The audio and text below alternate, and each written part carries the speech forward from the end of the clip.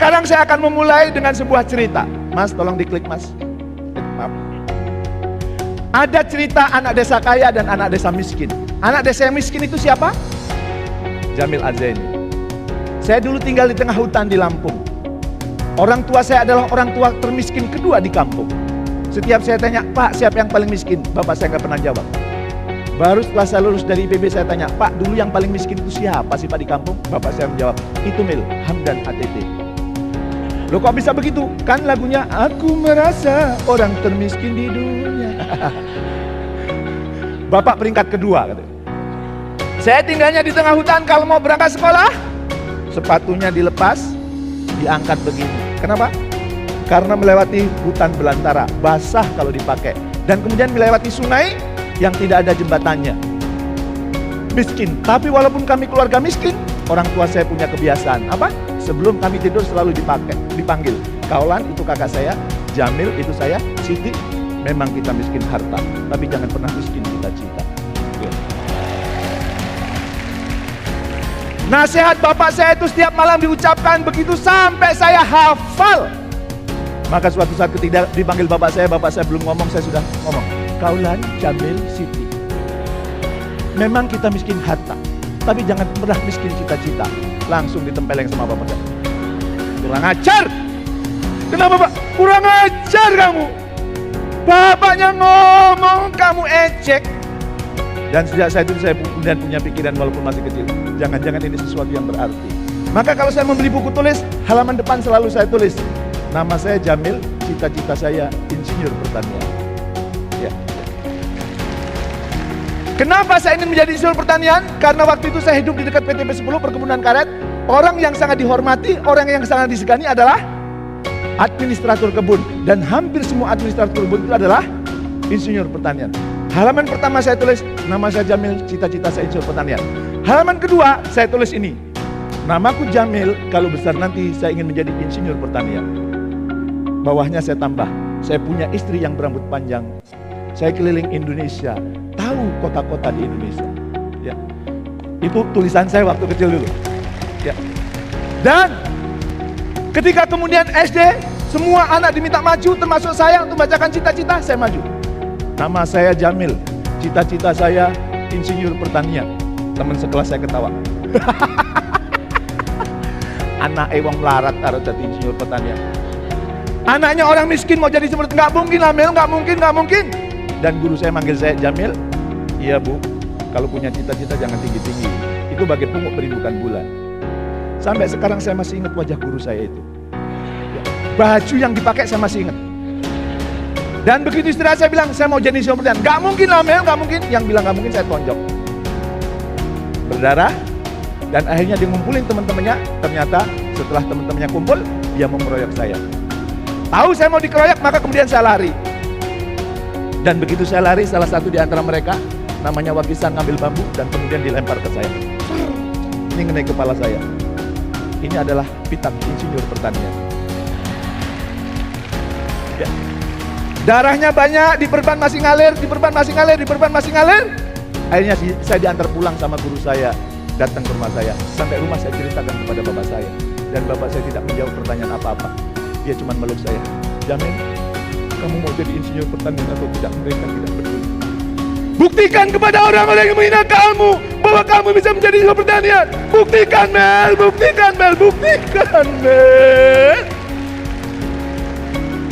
Dan itu adalah pelukan dari bapak saya yang tidak akan pernah saya lupakan sepanjang hidup saya.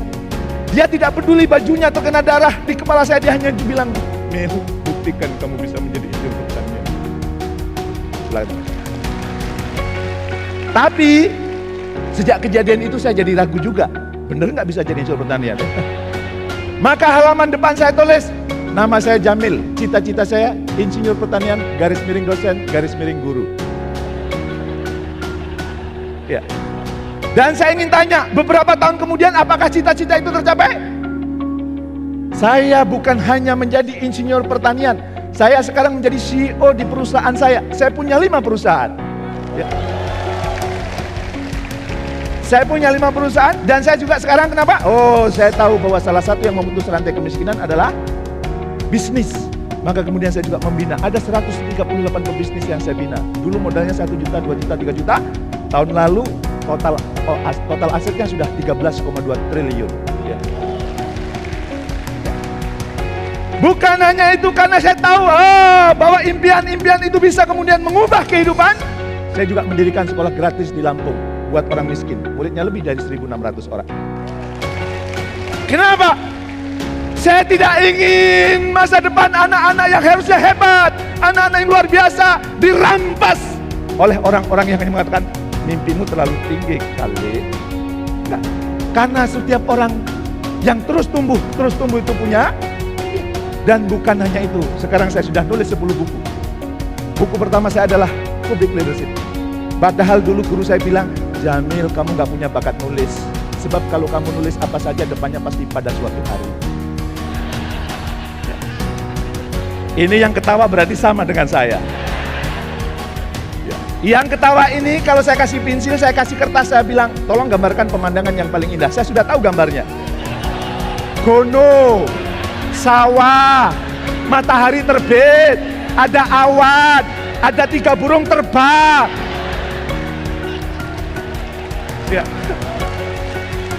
Dan sekali lagi saya membuktikan kepada guru saya, hei Bu Guru, ini orang yang dulu kamu vonis bahwa saya tidak punya bakat menulis.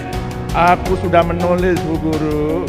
Maka ketika buku ini terbit, saya langsung pergi ke Lampung dan saya serahkan kepada guru saya. Bu, ini buku tulisan pertama saya, diterbitkan oleh penerbit ternama itu. Dan bukan hanya ini, bukan hanya bestseller, buku ini juga diterbitkan dalam bahasa Melayu di Malaysia. Betul. Di Malaysia juga bestseller. Ini buku kedua saya, ini cuplikan perjalanan hidup yang saya kagumi termasuk perjalanan hidup saya. Saya dulu anak orang miskin, tinggal di tengah hutan di Lampung. Waktu SMP saya cari biaya sendiri. Waktu SMA setiap hari saya nyepeda 46 kilo. Waktu saya kuliah di IPB dulu saya jualan koran. Dan untuk menghemat hidup saya, waktu saya kuliah di IPB dulu saya tidurnya di masjid jadi gratis. Ya. Dan saya makannya jam 12:30 siang. Itu gabungan makan pagi, makan siang, dan makan malam. Makanya waktu saya kuliah di IPB dulu beratnya cuma 54 kilo. Sekarang saya 79 kilo. Berarti 25 kilo lebih kurus dibandingkan hari ini.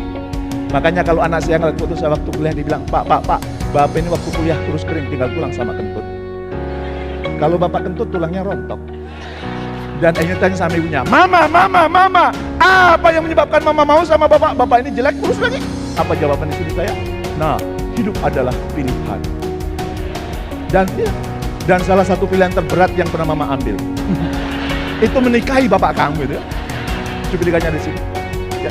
Makanya kalau saya jalan sama istri saya, teman saya suka ngeledek, Jamil, sorry, kenapa wajah kamu itu pas-pasan, matanya Garfield, giginya nggak rata, nggak cakep-cakep amat. Kok istri kamu itu cantik banget. Dulu sebelum nikah dengan dia itu kamu doanya apa? Saya dulu sebelum nikah dengan dia doanya adalah, ya Allah, turunkanlah seleranya. Turunlah ya.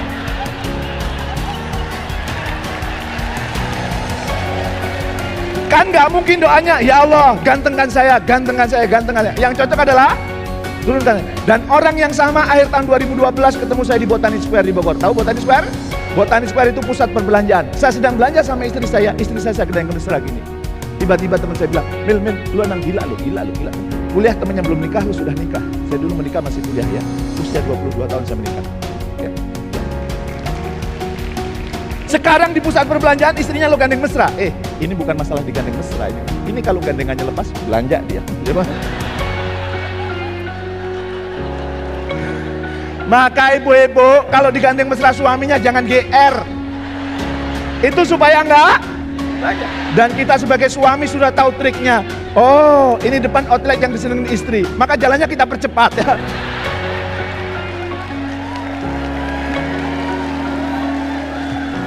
Tapi bulan September kemarin, saya ajak istri saya ke Kuala Lumpur. Saya diundang untuk menjadi pembicara di Malaysia. Begitu setelah saya berbicara, saya ajak jalan-jalan ke mall. Saya gandeng lagi tuh. Begitu saya gandeng, tiba-tiba, aduh mas, kenapa? Kakiku sakit banget. Lo sakit kenapa? Sepatunya kekecilan. Lo mama ini jalan-jalan ke Kuala Lumpur kok pakai sepatu kekecilan? Itu depan toko sepatu, mas. Tetap aja laki-laki kalah sama perempuan ya. Ini buku saya juga. Apa? Tuhan, inilah proposal hidupku. Saya punya kebiasaan setiap bulan Januari saya pergi umroh. besok minggu saya berangkat. Ya. Keluarga saya aja. Dan apa yang saya lakukan di sana? Sebelum berangkat ke Tanah Suci, saya membuat proposal hidup kepada Tuhan. Nanti di sana doanya cukup pendek-pendek. Ya Allah, inilah jalan hidup yang saya akan tempuh. Kalau dengan ini kau semakin menyintai, bantu aku. Kalau dengan ini keberadaanku memberi manfaat buat orang-orang di sekitarku, bantu aku. Tapi kalau dengan ini kau murka kepadaku, keberadaanku membebani orang-orang yang menyintaiku, berilah petunjukmu kepadaku. Kan doanya cukup begitu. Ya. Sampai teman saya yang umrah pernah nanya, Pak Jamil, apaan tuh? Proposal. Doa apa pakai proposal? Supaya Allah tahu saya serius. Boleh nggak saya lihat? Boleh nggak saya pinjam saya hotel? Boleh. Dan besoknya begitu berdoa, dia sudah bawa proposal. Dan saya senang kenapa? Januari tahun 2009 dia telepon saya, Pak Jamil, saya sudah cek jadwal Anda ke sekretaris Anda kosong. Saya sudah belikan tiket pesawat ke Garuda ke Batam. Silahkan terbang ke Batam. Begitu sampai Batam, langsung dia peluk saya. Pak Jamil, terima kasih. Ada proposal hidup yang saya tulis atas inspirasi dari Pak Jamil sudah terrealisasi. Ya. Dan hanya saya tanya, saya lupa proposal Anda waktu itu apa sih? Saya ingin punya 3 perusahaan di Singapura, saya sudah punya. Saya ingin punya 17 perusahaan di Kepulauan Riau, saya sudah punya. Dan sebagian dari keuntungannya itu digunakan untuk menolong orang miskin, sudah saya lakukan. Yuk kita buat proposal lagi. Ya. Jadi, saran saya pulang dari sini, buat proposal hidup. Gak tahu caranya, beli bukunya. Ya. Yang ini juga bestseller. Buku ke-6 saya judulnya hanya On. Tolong jangan ditambahin klinik di belakangnya. Yang intinya, kalau Anda ingin move on, Anda harus punya 4 on. Vision, action, passion, collaboration. Ya. Ya. Yang ini buku yang saya tulis dengan besan saya, anak saya dan menantu saya. Jadi waktu itu anak saya pulang dari Berlin, dia kuliah di Jerman, sampai Indonesia bilang, Pak, Bapak kan tahu saya nggak mau pacaran. Terus tolong saya carikan istri. Oke, kamu mau cari istri yang seperti apa? Saya ingin cari istri yang hafal Quran. Bagaimana ceritanya kamu cari istri hafal Quran, kamu juz am aja gak hafal? Nanti kalau suruh jadi imam sholat di rumah gimana? Tenang Pak, saya sudah punya strateginya Pak. Gimana strateginya? Sholat maghrib, isya subuh saya di masjid.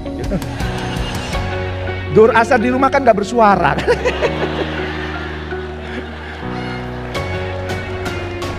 Dan alhamdulillah anak saya dapat istri yang hafal Quran. Ya. Nah waktu mereka menikah, kami nyusun buku ini. Dan buku ini juga cocok buat jomblo. Ya. Ada yang masih jomblo sini? Yang masih jomblo bisa minta tolong saya. Saya sudah menjodohkan 26 pasangan. Bener, sedang mencari mangsa ke 27. Prinsip nyari jodoh itu gampang. Jangan pernah cari yang beda keyakinan. Maksudnya apa? Anda yakin mau, yang sono yakin gak mau. Gak ketemu. Dan buat yang masih jomblo, ingat pantunnya Ridwan Kamil. Berakit-rakit ke hulu, berenang-renang ke tepian. Mantanmu sudah ke penghulu, kenapa kamu masih sendirian? Ya. Bahkan ada lagu buat jomblo kan? Sabtu malam ku sendiri, Minggu malam sendiri lagi,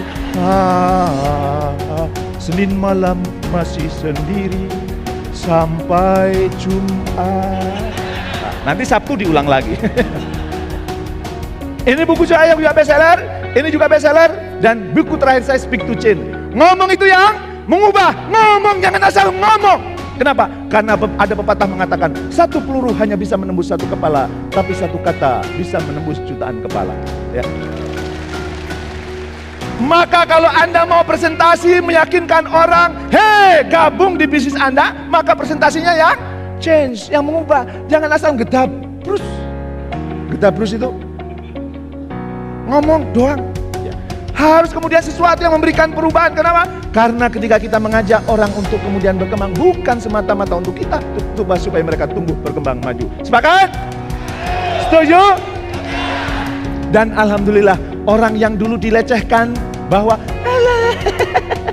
anak wong melarat-larat dari insinyur pertanian, ternyata bisa menjadi insinyur pertanian. Kenapa? Pertanyaan itu. Apa yang membedakan anak desa kaya dan anak desa miskin? Anak desa miskin punya dream, anak desa kaya tidak punya dream. Dan apa yang terjadi? Anak desa miskin sekarang berdiri di panggung ini dan Dan anak desa yang kaya yang melempar saya pakai bambu, sekarang menjadi buruh tani di Lampung. Dream kelihatannya sederhana, tapi mempengaruhi banyak orang. Maka kalau di rumah saya, setiap anak yang sudah SMA wajib nyusun dream. Anak saya yang pertama dreamnya, saya ingin menjadi penulis kelas dunia yang menulis dan mengajarkan tentang cinta. Ya. Dan buku pertamanya sudah keluar, Ketika Dia Jatuh Cinta Antara Hanover dan Cordoba. Itu tulisan dia selama dia berpetualang di Eropa. Anak saya yang kedua waktu SMA, saya ingin menjadi CEO di perusahaan saya sendiri, yang dengan itu saya akan mendirikan sekolah bertaraf internasional di setiap provinsi di Indonesia gratis buat orang miskin. Ya, saya langsung bilang, oke nak, latihan dari sekarang nak. Gimana caranya Pak? Jadi ketua OSIS kamu. Berat Pak. Kenapa berat? Yang maju ketua OSIS Pak, ada anak pengusaha besar, ada orang terkenal Pak. Dikira bapak kami nggak terkenal Pak. Kenapa bapaknya terkenal? Bapaknya sering muncul di TV, bapak juga sering muncul di TV. Metro TV sudah, RCTI sudah, Trans TV sudah, TV sudah. Yang belum tinggal Space Tune aja bapak. Space Tune lebih anak-anak ya. Dan akhirnya dia bersaing menang. Ya. Dan akhirnya dia bersaing menang 84%. Begitu menang, ya, nak bisnis kamu nggak boleh ditinggalin. Saya punya anak 5, 3 laki-laki, yang laki-laki kita punya kesepakatan. Begitu kuliah tingkat 2 semester 2, nggak boleh minta uang dari orang tua. Malu! Sudah kuliah masih minta uang dari orang tua. Ya. Itu salah kenapa? Akhirnya saya, ya Pak, ya nanti kalau kemudian saya ke sekolah, iya ketua OSIS, ya bisnis, ya nanti nggak dapat ranking. Oh ya, jadi CEO nggak harus ranking. Ranking itu kalau mau jadi dosen. Jadi peneliti, kalau jadi CEO nggak harus ranking. Teman bapak ada yang kuliah IP-nya 4,0. Semester ini 2,0, semester depan 2,0. Di jumlah 4,0. Sekarang jadi CEO di Vietnam nak. Dan akhirnya dia bersaing. Untuk anak kelas 2 SMA setiap bulan dapat keuntungan 2,9 juta, lumayan Pak.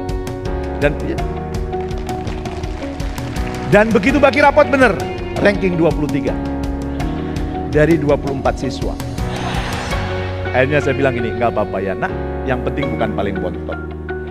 Setidaknya ada satu orang lebih buruk dibandingkan kamu. Kira-kira begitu naik kelas 3 rankingnya naik nggak? Begitu naik kelas 3 ranking 9. Dan beberapa bulan sebelum ujian nasional dia nemuin saya.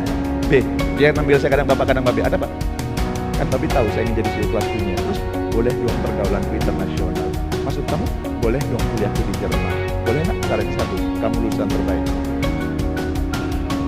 Berat deh. Kenapa berat saya? Bahkan babi tahu. Saya SMP-nya sekolah A. Sekolah A itu kan nggak pernah belajar. Kerjaannya outbound terus. Waktu aku pindah ke SMA itu, ulangan dapat 2, 3. Kalau gurunya nerengin nggak ngerti, aku tanya apa jawaban gurunya, ya ampun Asa. Anak saya itu namanya Asa. Ini kan pelajaran SMP, masa kamu nggak ngerti? Masa sekarang harus ranking 1? Yang benar aja. Kalau gitu ranking 3 nak, berat juga B. Gimana kalau ranking 5 B? Deal or no deal? Deal, selamat. Begitu Bung Man, ranking 5. Maka anak saya yang kedua ini alumni Berlin. Ya. Dan ketika anak saya di Jerman, yang satunya di Hanover, yang satunya di Berlin, saya nggak pernah nanya dia, nak kamu lagi belajar kan? Pasti dia lagi belajar. Kenapa? Karena dia punya dream yang mau diraih. Ya. Tidak asal kemudian, yang penting kuliah, rumah, mobil, kampus, mobil, rumah, mobil, kampus. Dia punya impian. Bahkan saya baru tahu bahwa impian, kalau punya impian itu menyembuhkan penyakit, menjadi terapi. Dari mana saya tahu? Anak saya yang paling bungsu, IQ-nya cuma 90. Sampai usia 3 tahun nggak bisa ngomong. Kalau di rumah saya berdua sama dia, saya pusing. Kenapa? Apa yang diomongin saya nggak ngerti. Misalnya harusnya minta susu, ngomongnya apa? Harusnya kan cucu. Dia atau dia kalau dia bilang nih, apa nak, bapak nggak ngerti. Nih, bapak nggak ngerti saya. Nih, bapak nggak ngerti saya. Dan kalau saya ngomong sampai 3 kali nggak ngerti, dia nyari tembok. Dan kemudian kepalanya dijedudin ke tembok. Maafin bapak nak, bapak gak ngerti nak, maafin bapak nak, bapak gak ngerti nak. Dan saya masukkan sekolah, ranking 19 dari 19 siswa. Dan gurunya kemudian manggil apa? Pak Jamil, mohon maaf, anak bapak ranking 19 dari 19 itu. Gak apa-apa, di rumah saya ranking gak penting. Bukan itu maksud kami Pak. Maksudnya apa? Anak bapak selisihnya dengan ranking 18 jauh. Artinya apa? Anak bapak tidak cocok sekolah di sini. Tolong sekolah bukan betul. Beri waktu saya. Saya akan kemudian menterapi anak saya. Dan nanti kalau nggak naik kelas baru saya pindah. Please kasih waktu saya. Janji ya Pak. Kalau nanti kemudian nggak naik, kita ngapain? Dan saya baru tahu ternyata salah satu terapinya adalah punya dream. Dan akhirnya anak saya yang paling bungsu itu punya dream. Walaupun di rumah saya harusnya ngomongnya SMA, tapi demi terapi dia saya percepat. Oke, kamu baca dreamnya Pak. Namaku Julfikar Abdurrahman. Mimpiku, dreamku, aku ingin menjadi penjaga gawang Manchester United yang hafal Quran. Kaget kita. Gak nyambung ya. Ditanya sama kakak-kakaknya, Bang, bagaimana ceritanya kamu menjadi penjaga gawang MU? Abang anak bodoh. Abang gak terlalu pinter. Tapi abang ingin membahagiakan Bapak. Bapak kan penggemar MU. Walaupun sekarang kalahan melulu sih waktu itu. Tapi kalau nanti abang penjaga gawangnya, abang susah dibobol. Dan waktu itu Bapak nonton di TV, hore, anakku hebat, hore, anakku hebat. Abang ingin membahagiakan Bapak. Terus kenapa kamu ingin hafal Quran? Kata Bu Guru, kalau aku hafal Quran, nanti aku di surga bisa ngasih mahkota buat Bapak sama Mama. Ijul anak bodoh, tapi Ijul ingin ngasih mahkota buat Bapak sama Mama. Maka setiap hari kerjanya main bola sama menghafal Al-Quran. Dan akhirnya saya keluarkan dari sekolah. Kenapa? Karena setiap ulangan selalu her. Maka saya bilang sama istri saya, kita salah ngasih nama anak kita. Seharusnya namanya bukan Muhammad Julfikar, tapi namanya Herman. Laki-laki yang spesialis di hair. Akhirnya, nak, dari kabar kamu setiap ulangan keluar. Terus sekolahnya sama bapak, homeschooling. Sekarang homeschooling karena dia mau jadi pemain bola. Saya carikan pelatih sepak bola khusus penjaga gawang. Dan begitu ketemu pelatihnya, saya nanya, gimana? Anak saya bisa menjadi penjaga gawang nasional? Bisa Pak, dia bisa gantiin Kurnia Mega. Dari mana Anda tahu? Refleksnya bagus Pak, tinggi badannya oke, dan semangatnya juga oke. Gimana kalau menjadi penjaga gawang MU? Nah itu beda Pak. Hanya begitu pulang latihan, saya bilang sama anak saya di mobil, saya peluk. Nah, Bapak sudah ngomong sama pelatih kamu, nak. Kamu bisa menjadi penjaga gawang nasional, nak. Kamu menjadi penjaga gawang nasional, nak. Bener Pak, bener. Sungguh Pak, sungguh Bapak ngomong sama pelatih kamu. Langsung dia meluk, saya nangis. Doain ya Pak, aku bisa membahagiakan Bapak. Aku ingin menjadi penjaga gawang Pak. Iya nak, iya nak. Kalau nanti kamu nak gak bisa menjadi penjaga gawang Manchester United, MU, paling tidak kamu bisa menjadi penjaga gawang MU yang lain, Madura United.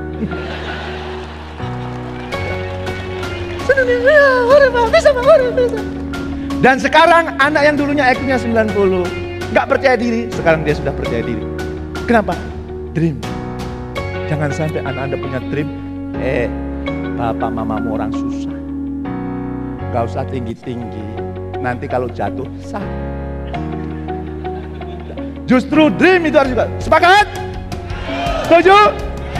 Tapi terserah Anda, apakah anak Anda atau diri Anda ingin seperti sahabat saya yang sekarang menjadi buruh tani atau mau menjadi setidaknya seperti saya di atas panggung ini. Tepuk tangan buat Anda. Ya. Oke. Dan dream itu seperti jeruk nipis. Kalau Anda punya impian, saya ingin meraih sesuatu, itu akan mempengaruhi hormon-hormon dalam tubuh kita. Maksudnya apa? Kalau nggak percaya bahwa dream itu mempengaruhi hormon-hormon dalam tubuh kita, mari kita melakukan uji coba sederhana. Mohon maaf dengan segala hormat. Tangan kiri yang maju ke depan. Bayangkan pegang jeruk nipis. Tahu rasanya jeruk nipis? Asam kecut. Yang tangan kanan bayangkan pegang pisau. Yuk jeruknya kita belah bareng-bareng. Tuh lihat airnya keluar banyak banget.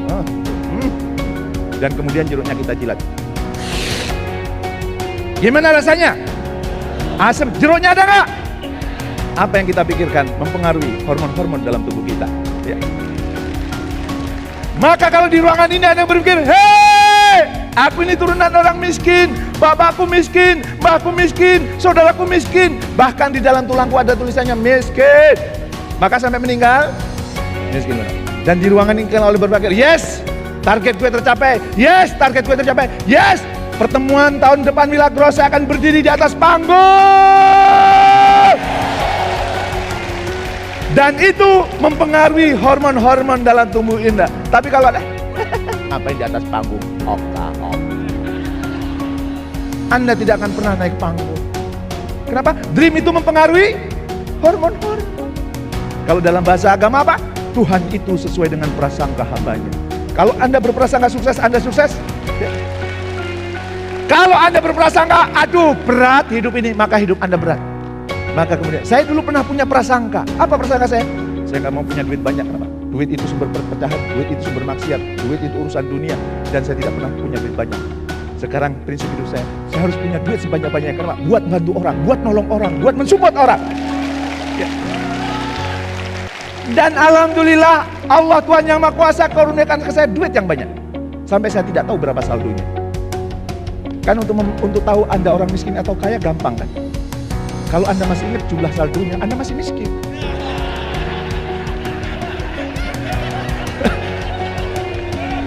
Tapi kalau ditanya saldo tabungan berapa kamu?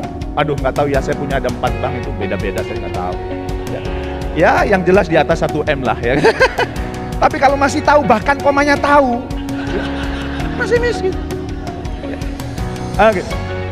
Maka mulai sekarang, keluar dari ruangan ini, yes. Suatu saat saya di atas panggung, yes. Saya yang akan mengembangkan bisnis Milagros ini di kota saya, di kampung saya. Tumbuh, ngajak banyak orang. Sepakat? Setuju? Indonesia. Tepuk Milagros. Tepuk Milagros keren. Oke, lanjut. Ya, yang berikutnya.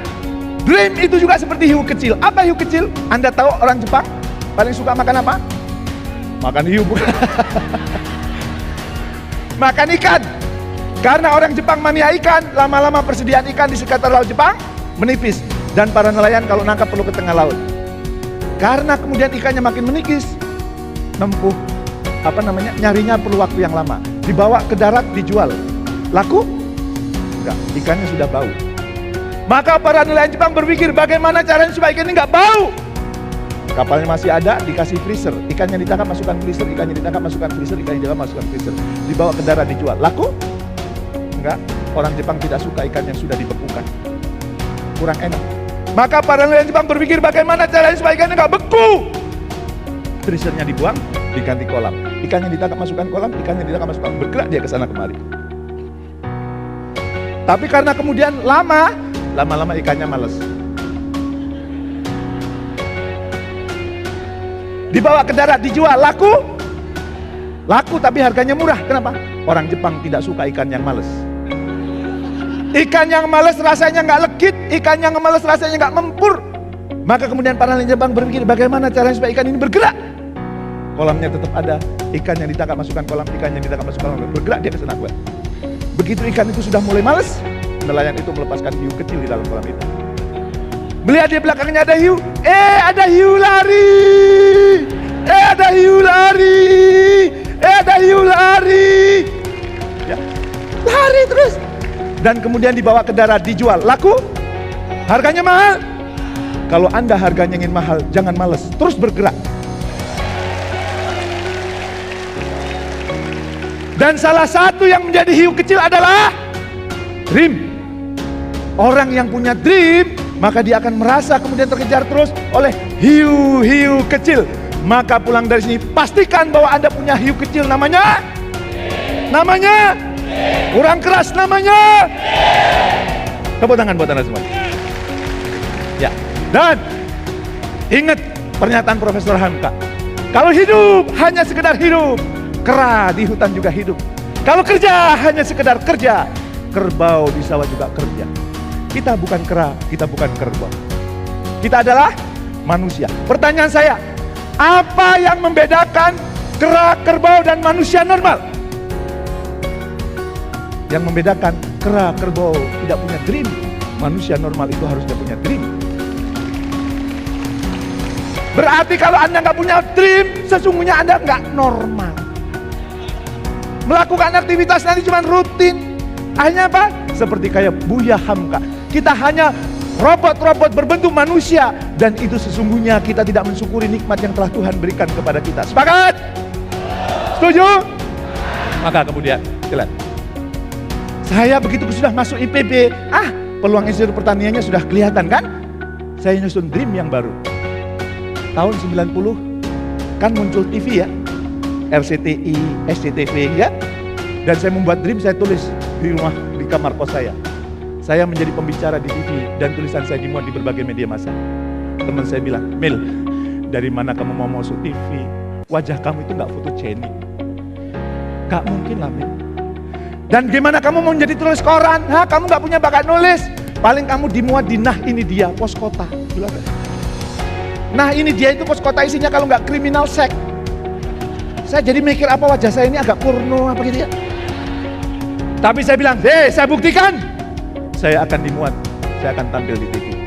Dan Anda tahu, tahun 97 saya dikontrak ANTV. Tampil di TV. Dan apa yang terjadi? Tulisan saya dimuat di Republik. Tulisan saya dimuat di Kompas Group. Tulisan saya dimuat di berbagai media. Impian yang mempengaruhi. Dan ketika kemudian, ketika kemudian Hong Kong takluk sama Hong Kong diserahkan dari Inggris ke Cina. Maka apa? Suatu saat saya akan memberikan inspirasi di Hong Kong. Tahun 97 itu. Saya belum jadi trainer, tapi pokoknya saya ingin berkongkong, saya ingin menginspirasi TKI di Hong Kong. Dan Anda tahu, 7 tahun kemudian tahun 2004, saya diundang ke Hong Kong untuk inspirasi di Hong Kong. Impian itu dasar. Luar biasa. Dan saya senang ke sana, kenapa? Karena banyak orang stres di sana, dan kemudian kalau kita datang menghibur dia itu senang luar biasa. Kenapa? Di Hong Kong tuh TKI kerjanya nggak 8-10 jam seperti kita, kadang 20 jam. Banyak yang stres. Makanya kalau saya ngisi di Hong Kong lebih banyak saya menghibur daripada isi training. Orang stres di training nggak mempan. Jadi kalau Anda pulang dari sini materi saya nggak ngefek, berarti Anda stres. Ya. Dan selama saya roso di Hong Kong yang paling berkesan adalah saya roso bareng Aldi Taher. Tahu Aldi Taher? Dulu suaminya Dewi Persik ya. Dia jadi MC dan kemudian dia menghibur. Selama roso di Hong Kong lagu favorit dia adalah Tombo Ati Iku Limang Perkara nih. Walaupun orang Padang nyanyinya pasti banget. Begitu selesai, oke sekarang kita sambut trainer kita Jamil aja ini. Saya naik panggung dan saya bilang, oke, tadi Aldi Taher sudah nyanyi Tombo Ati. Sekarang sebelum isi training saya ingin nyanyi Tombo Kalau. Sudah pernah dengar lagunya? Tombo kalau iku limang perkara nih, kaping pisan ngombe kopi sak cangkire. Mohon maaf yang nggak ngerti ya. Kaping pindo nyeruput baikon sak kelengere. Kaping telu nguntal pacul sak kakami. Kaping papat mangan sate sak sunduke. Kaping 5 mangan duren sak kulite. Salah sak wijine sapa bisa anglakoni, insyaallah bakal mati sak lawase.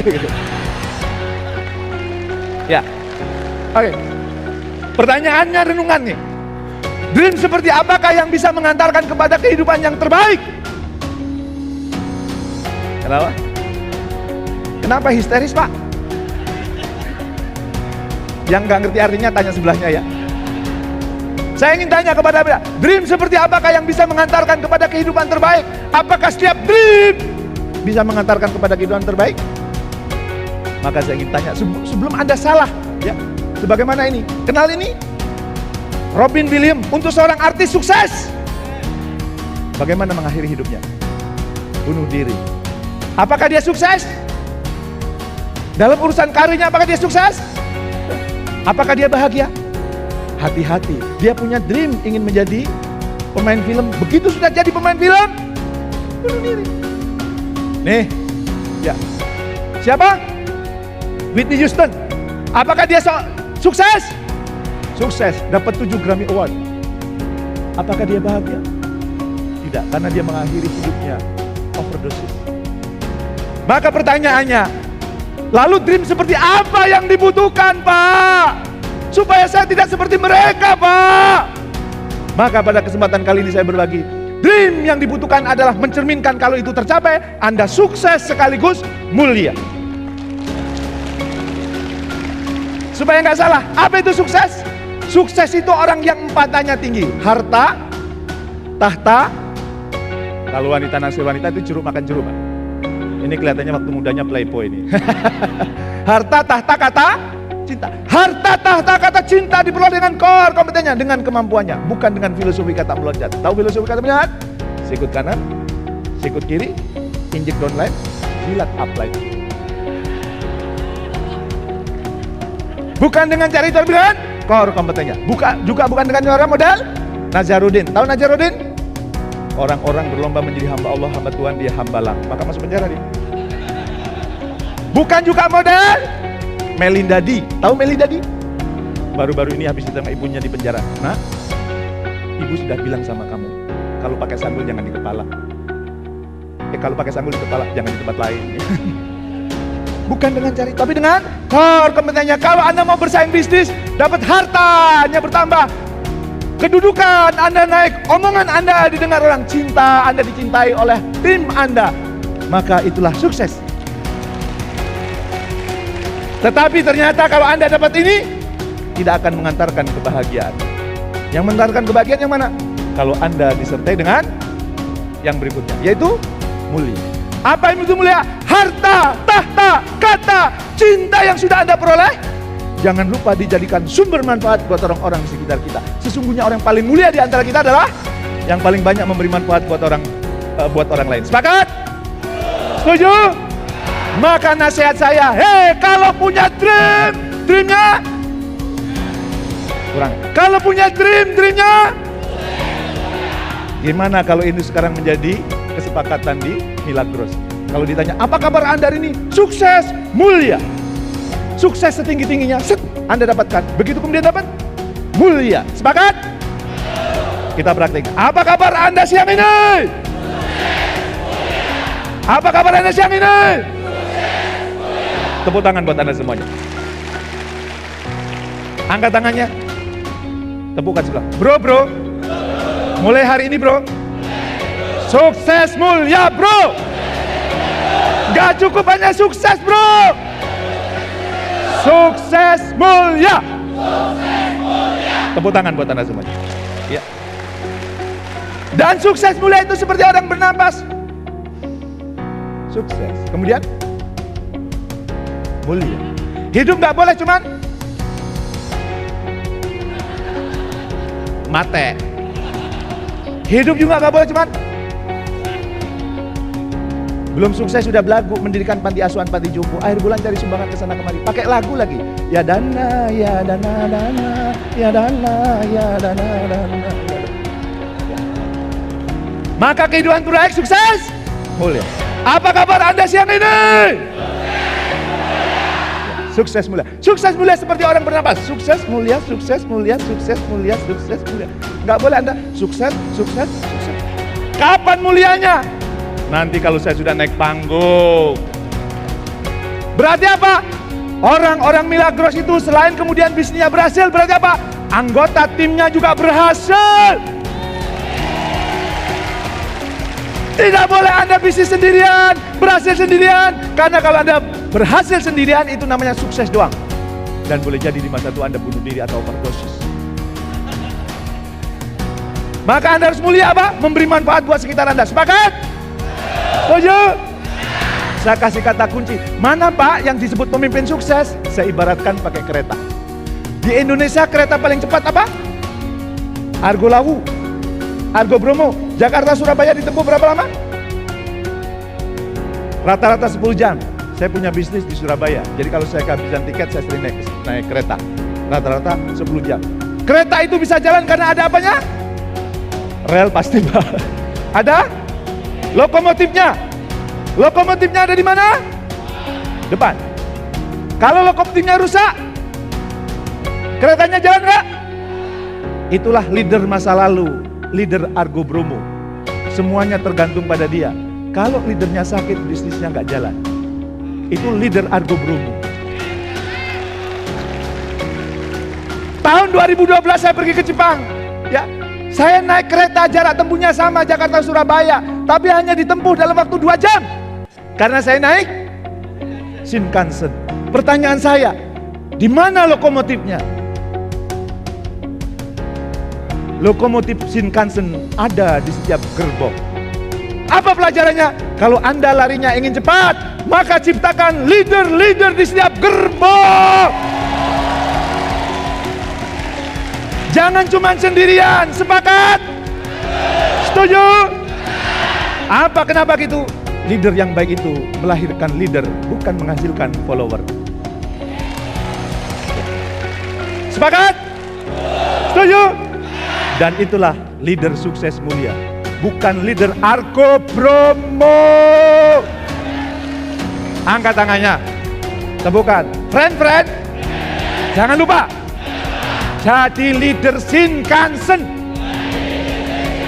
leader sukses mulia. Tepuk tangan buat kita semuanya. Dan nih lihat, kenal ini? Bill Gates ini orang terkaya di dunia. Tapi walaupun dia orang terkaya di dunia, banyak wanita yang tidak mau menjadi istrinya. Kenapa? Karena dia salah menamakan perusahaan. Sudah Microsoft lagi. Mana ada wanita yang mau ya? Sudah kecil lunak lagi. Harusnya nama perusahaan itu Big and Strong.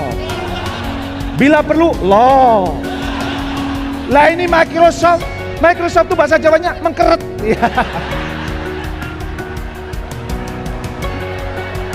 Bill Gates ini ternyata punya dream. Apa dreamnya? Dreamnya ini, dia ingin komputer pribadi itu ada di setiap rumah. Terwujud? Sekarang sudah mulai, walaupun belum punya orang semua. Pertanyaannya, komputer pribadi setiap rumah, impiannya ini mencerminkan sukses atau sukses mulia? Yang dia pikirin adalah bagaimana supaya orang itu punya komputer dan itu bisa kerja dari rumah. Berarti ada kemuliaan di situ. Yang dia pikirin orang lain, maka harta ngejar-ngejar dia. Kalau Anda hanya fokus, yang penting gue selamat, bodo amat dengan Allah. Apalagi leader kita beda, lo gue N. Ya. Orang yang kayak gini, punya prinsip kayak gini, lebih baik masukin karung. Cemplungin laut, kasih batu biar gak muncul. Sudah gak diperlukan. Sepakat? Setuju? Contoh Bill Gates. Yang berikutnya, nih. Siapa ini? Tony Fernandes. Tony Fernandes itu pemilik apa? Pimpinan apa? Air Asia. Apa impiannya? Siapapun bisa terbang.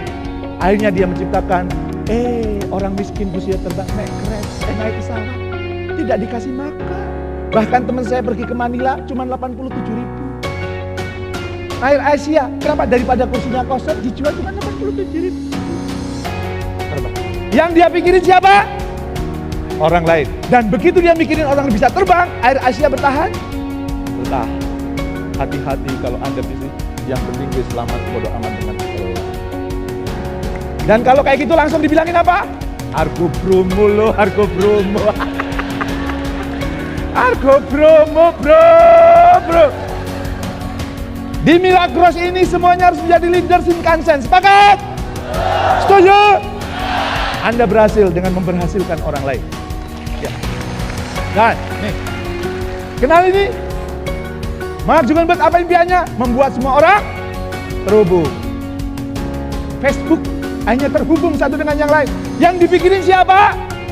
Orang lain. Begitu dia mikirin orang lain, Facebook terus naik saham. Nah, ini juga. Kenal ini?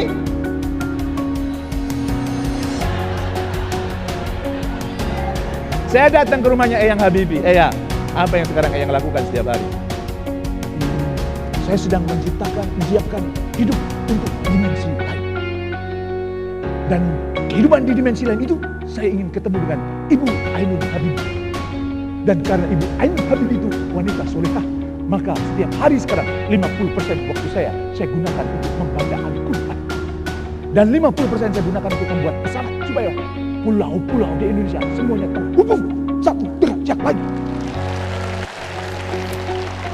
Maka akhirnya dia menciptakan R80. Kalau Anda mau nyumbang boleh. Kalau nyumbang karena Pak Habibie ingin, yuk kita gotong royong bangun pesawat ini. Dan kalau Anda nyumbang nanti dapat jaket seperti ini. Keren kan? Sudah yang pakai keren, jaketnya keren. Dan kalau Anda nyumbang nanti, saya ingin masyarakat Indonesia bergotong royong dan siapapun yang berkontribusi, foto wajahnya ada dan pesawat yang saya buat. Jadi kalau Anda ingin fotonya di badan pesawat, nyumbang. Ya. Di mana? Bisa nanti www.kitabisa.com/Jamil Arjani lewat situ ya. Promosi.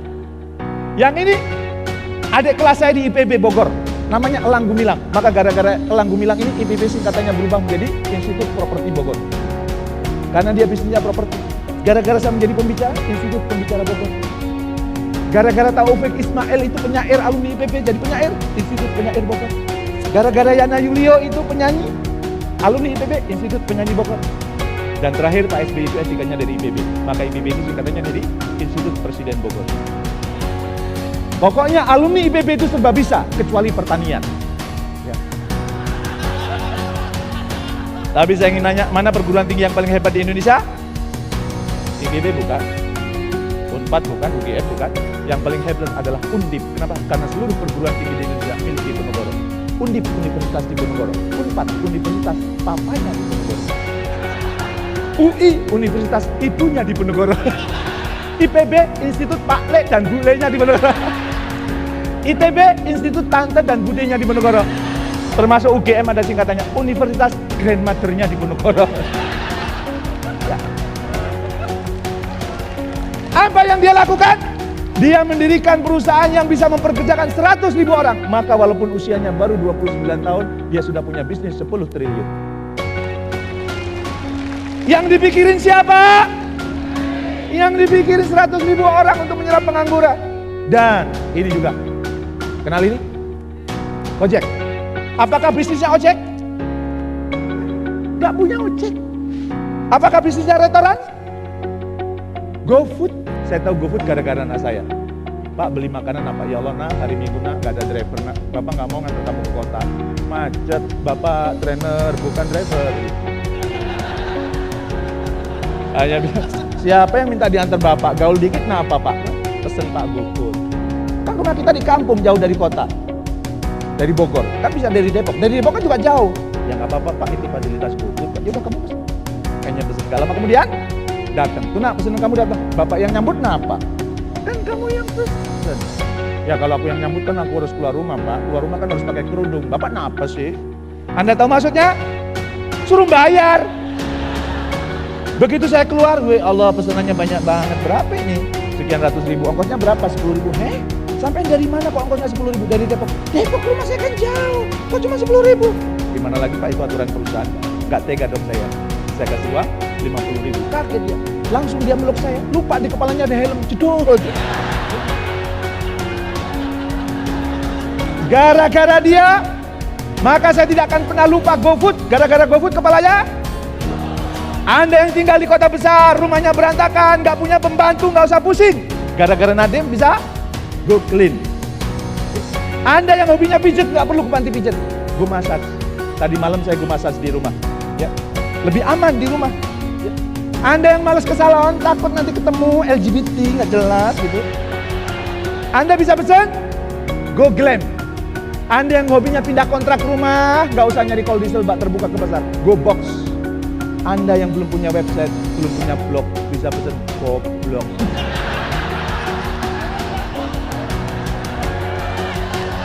Kita lihat impiannya Nadim, mendirikan sekolah online untuk anak-anak. Untuk siapa? Dan Anda tahu sekarang berapa valuasi atau nilai pasar Gojek? 40 triliun. Apa yang dilakukan? Mikirin orang, makanya bro, kalau jadi leader, pikirin anggotanya bro, pikirin. Gak boleh mikirin sendiri, sepakat? Setuju? Ya, maka nih impian saya. Ya. Saya ingin begitu usia saya 60 tahun sekarang impian saya ingin memiliki 9 perusahaan dengan total karyawan 999 orang. Menginspirasi 25 juta orang lebih, 10.000 di antara menjadi trainer, leader, entrepreneur yang berkarakter. Setiap hari yang saya lakukan ini, bahkan tim saya nanya, Pak Jamil kan 28 berangkat umroh. Terus 27 ada undangan Milagros, diambil nggak? Yang hadir berapa? 1.000 orang lebih. Milagros apa? Itu entrepreneur. kalau gitu berangkat. Saya ingin menginspirasi mereka. Tim saya masih nggak bilang lagi, Bapak nggak perlu istirahat. Kamu harus tahu impian hidup gue menginspirasi 25 juta orang lebih. Kalau dia datangnya ribuan kan mempercepat bro, mempercepat. Setiap hari yang saya lakukan ini terus, makanya saya usung istri training dari pagi sampai malam saya jabani. Enjoy, asik. Tadi malam saya baru pulang dari Jogja. Kemarin saya ngisi grup Astra ya. Dan kemudian saya juga membina usaha saya isi juga kecil. Pulang, isi lagi sini. Ya. Sampai istri saya itu melihat jadwal saya nangis. Kenapa nangis? Aku melihat jadwal Mas Jamil capek. Apalagi Mas Jamil yang jalani. Aku melihatnya capek, Mas.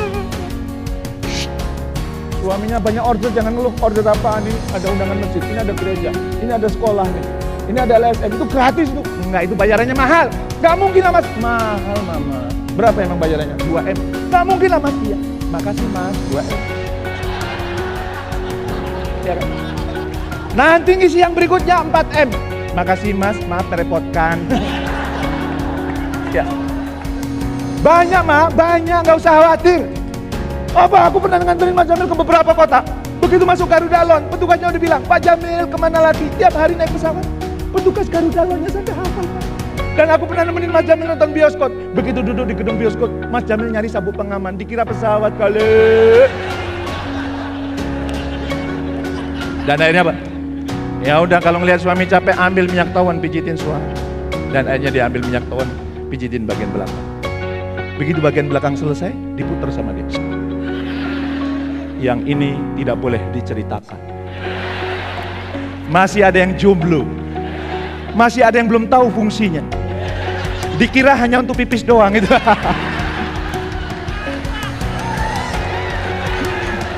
Ya. Kok Bapak puas banget, kenapa Pak? Enjoy, asik. Ya. Selalu ngejar itu. Dan apa? Sekarang impiannya, kalau kita lihat, ada suksesnya? Ada suksesnya? Ada mulianya? Dan kalau Anda mimpi sukses mulia, agama apapun Anda, perlu saya sampaikan, itu bisa menjadi bekal pulang ke kampung akhirat.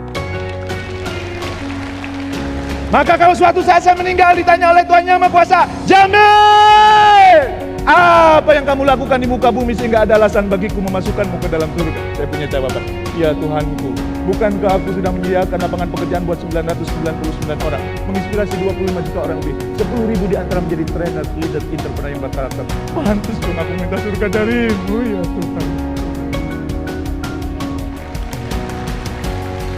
Maka saya menekankan Anda, kalau punya dream itu sukses mulia supaya apa?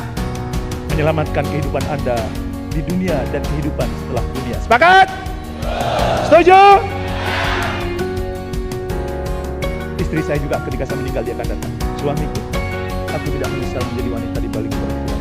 Aku bangga dengan kamu. I love you. Mungkin Anda menganggap ucapan I love you adalah sesuatu yang sederhana, sesuatu yang kecil. Tapi saya ingin tanya, bangunan yang kokoh ini terdiri dari apa? Batu bata, kerikil, pasir, dan semen. Semen sesuatu yang kecil. Bangunan ini kokoh nggak tanpa semen. Hidup Anda pun tidak akan kokoh kalau Anda mengabaikan yang kecil. Maka selesai acara saya, langsung Anda SMS istrinya, Say, I love you. Langsung dibalas, Mas, gak salah kirim.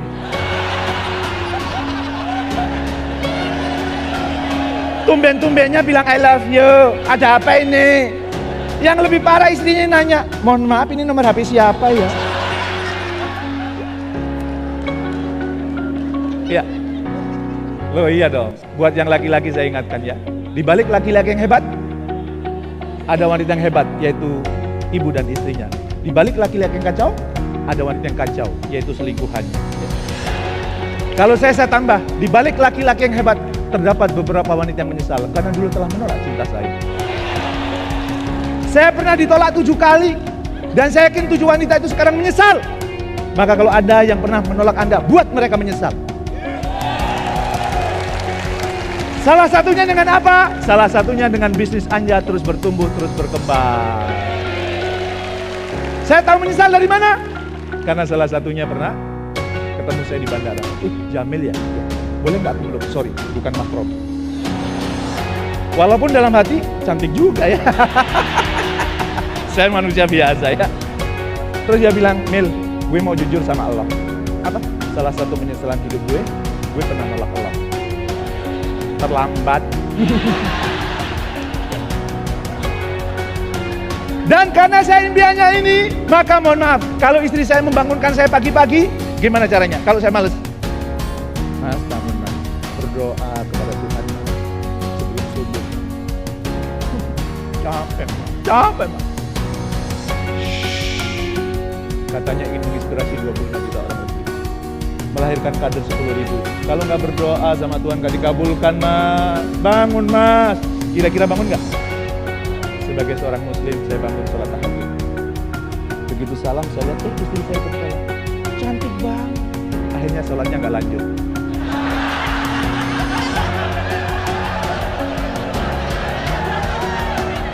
Karena yang belakang ini bukan hanya dapat pahala, tapi juga dapat paha.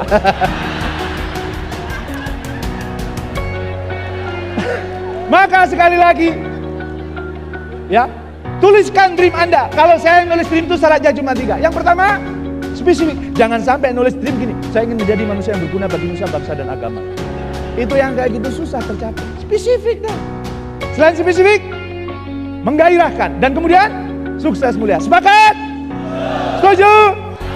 Maka nanti malam direnungkan, impianku ini sudah spesifik belum ya?